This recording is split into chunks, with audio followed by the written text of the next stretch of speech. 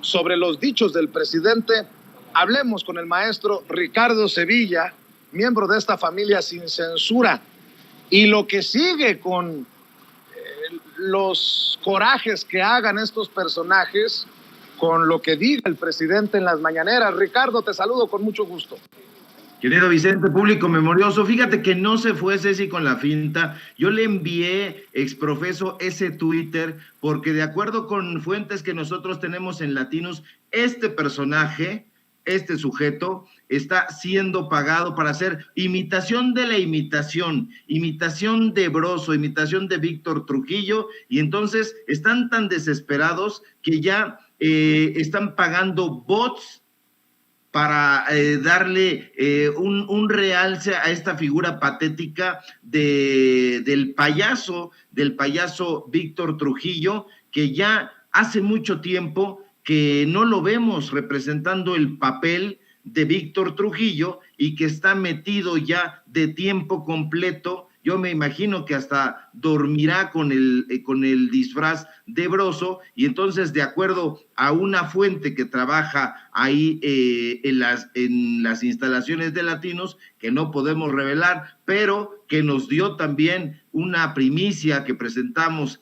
en un reportaje sobre el Ghost Rider de Mario Gutiérrez Vega, este personaje y otros estarían haciéndole el caldo gordo a Carlos Loret de Mola, a Víctor Trujillo, a Latinos, y hay que exhibirlos. Y es que siguen los ataques, querido Vicente, público memorioso, de Loret, de Latinos y de Broso contra el presidente López Obrador, y ahora, como bien glosaste, pues le pidió a Loretito, a Lord Montajes, que explicara la compra de esos 13 departamentos, y le dijo que la fortuna de su hijo, José Ramón López Beltrán, es modesta comparada con la de este sujeto. Y es que sí lo es. Aunque quieran tapar el sol con un dedo, aunque quieran evadir, por ejemplo, que León Krause tiene una casa todavía mucho más lujosa que la que habitó en algún momento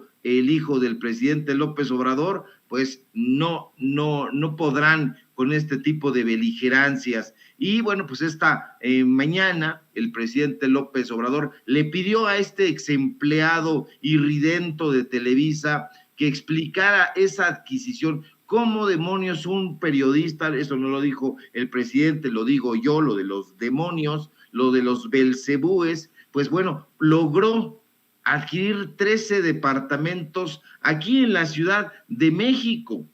Y bueno, ¿cómo? Ahora, nosotros no somos los únicos que hemos sacado y que hemos evidenciado datos duros, pruebas de la corrupción, de los montajes de Carlos Loret de Mola. Hay que recordar incluso que Anabel Hernández en su momento aseguró que Genaro García Luna era consentido precisamente por Loret de Mola. Recordemos, público memorioso, que también a Anabel Hernández, que ahora se ha mostrado, ya lo sabemos, inopinadamente crítica con López Obrador, en su momento aseguró que el extitular de Seguridad Pública durante el sexenio del pillo de Felipe Calderón, García Luna, era una de las figuras que Televisa enalteció en el uso de sus funciones. En ese entonces, hay que recordarlo, por medio de los programas noticiosos cuasi de farándula, como lo fue el que condujo precisamente Carlos Loret de Mola.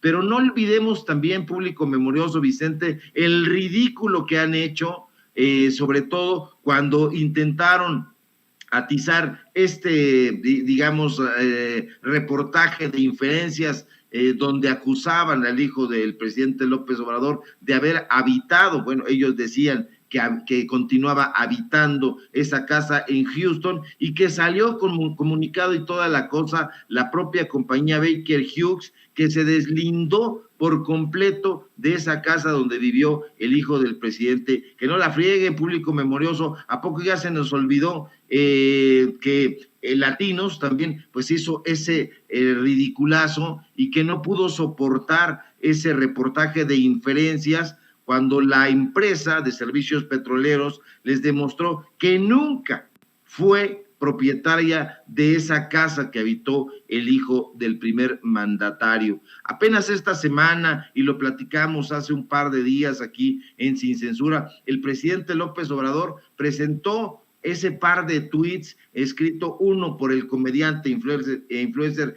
Chumel Torres, otro patético, y el otro de Lord Montajes, quienes alentaban a comprar a la gente dólares y que no se pasen de bobalicones, Vicente, público memorioso, porque aseguraban que ante la llegada del presidente iba a sobrevenir una devaluación que no ocurrió ni ha ocurrido y probablemente no ocurrirá. Se subieron al tren de Leo Zuckerman, hablaban de que el dólar se iba a incrementar, estos cínicos y papanatas que, pues bueno, con la mano en la cintura y esa calamitosa teatralidad que los caracteriza, pronosticaban mucho más de lo que pronosticó el cuasi fascista, así llamado por el presidente Leo Zuckerman, sobre la moneda estadounidense, que llegaría a costar hasta 35 pesos. Que no se nos olvide tampoco las instrucciones que Loret de Mola le hizo en su momento a su Ghost Rider,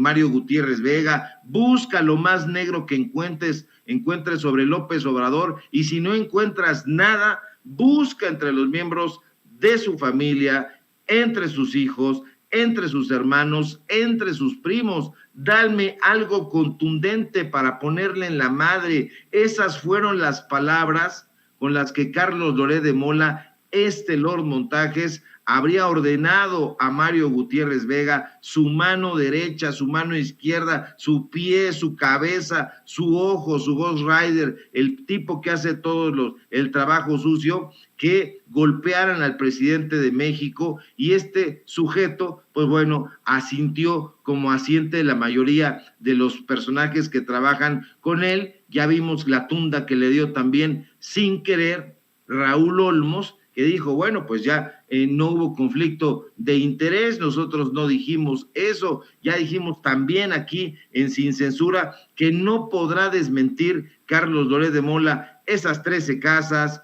que es millonario, que ha hecho montajes terribles que han lesionado la credibilidad, incluso no solamente de él, que es lo de menos, ya está bien quemado, sino del periodismo corporativo. Por eso ya la gente no se acerca y está viniendo a estos espacios. Hay que recordar el tema de Frida Sofía, esta supuesta menor de edad que estuvo atrapada, de acuerdo con él, y Denise Merker, bajo los escombros del colegio Rebsamen, aquí en el sur de la Ciudad de México, y que al final resultó un montaje en donde le quisieron ver la cara a la gente, al pueblo. No pueden desmentir toda la ola de sandeces y toda la sarta de corruptelas que han hecho ellos a la vera del frondoso árbol de la corrupción, en Televisa, ahora en Latinos, en Radio Fórmula, en todas partes. Aquí mismo el compañero César Gutiérrez Priego también ya aportó su versión sobre lo que cobran en entrevistas tanto Loret como López Dóriga. Entonces, que no se vengan a rasgar las vestiduras que no les queda, querido Vicente. Así es. Oye, Ricardo, antes de que te vayas, también quiero que me des tu opinión de esta oposición infantil, oposición de juguete, oposición pedorra, oposición moralmente derrotada y oposición resquebrajada. Qué frágil está la oposición en México. Y luego, te lo digo porque luego de ver lo que ocurrió en el Senado ayer, me queda claro que en la oposición están así, a que les haga uno con un dedo y se caigan como torre de naipes. Fíjate que, por ejemplo, Lili Téllez pasó de presidenciable a villana, a traidora en 24 horas. Están tundiendo en redes a los senadores faltistas como Lili Téllez, como Josefina Vázquez Mota, como las priistas Beatriz Paredes, Claudia Ruiz Massieu, y hasta Miguel Ángel Osorio Chong, porque debido a que faltaron estos senadores de la oposición, no se logró el punto de acuerdo para pedir las comparecencias de funcionarios por el tema del Tren Maya. Ayer nuevamente la oposición, miembros de la oposición, hicieron un circo colocando fotos de zonas deforestadas por las obras del Tren Maya para proponer un punto de acuerdo para citar a comparecer a las y los titulares de Fonatur, Javier May, de la Procuraduría Federal de Protección al Ambiente, la Profepa, Blanca Alicia Mendoza, y a la Secretaría de Medio Ambiente y Recursos Naturales, la secretaria María Luisa Albores, para que expliquen el cambio del trazo en el tramo 5 y la tala de árboles. Sin embargo, el bloque opositor no tuvo los votos suficientes, porque les decía, hay mucho faltista en la oposición, y ante esto, pues se ve la fragilidad del PRIANREDE rumbo al 2024. No bajan de traidora a Lili Téllez, quien ya salió a decir: a quienes preguntan por mi voto les agradezco y les doy respuesta. No fui al Senado, lo escribió ayer, hoy por un asunto de salud.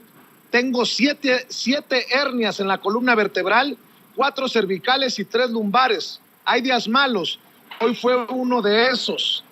Bueno, hay que decir que fue un día malo para ella ayer, no por sus dolencias, sino por la arrastrada que le estaban poniendo. Insisto, fue de presidenciable a villana en 24 horas, y así de frágil está esta oposición, querido Ricardo Sevilla. Así es, Vicente. Estos personajes han trabajado siempre con un cinismo y con una piel de lagarto que asombra, que hiela la sangre. Recordemos el caso de Carla Ruiz Massieu, por ejemplo, que recibió en su momento críticas por haber trabajado con el PRI, con los personajes cercanos a Carlos Salinas de Gortari, y cuando en su momento los columnistas más críticos de aquella época le dijeron: ¿cómo te puedes prestar a trabajar bajo la égida de un personaje que está señalado de haber tramado el asesinato de tu propio padre? Así de cínicos son, así de insensibles, porque están hechos quién sabe de qué material. Recordemos por otro lado a Miguel Ángel Mancera, este personaje que llegó también colgado de la fuerza electoral que traía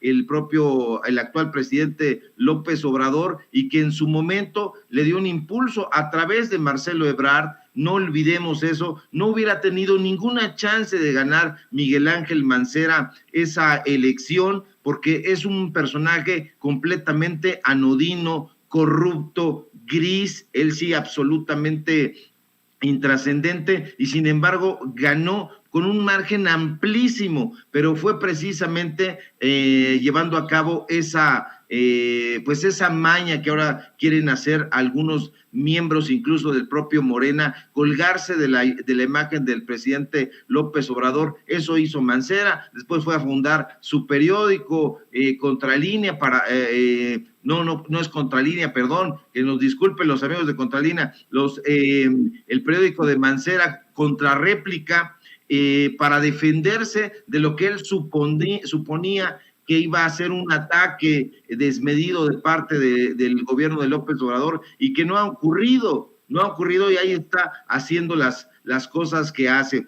Por otro lado, el heroico Osorio Chong, como lo tenían en el periódico Excelsior, dirigido por Pascal Beltrán del Río. Pascal, que no se te olvide cuando mandabas a colocar los debecitos, como les llamabas, y se pusieran en las primeras planas las notas a favor de Osorio Chong. No se te olvide, Pascal, hay que debatirlo, hay que sacarlo a la luz, no te hagas guaje, Pascalito.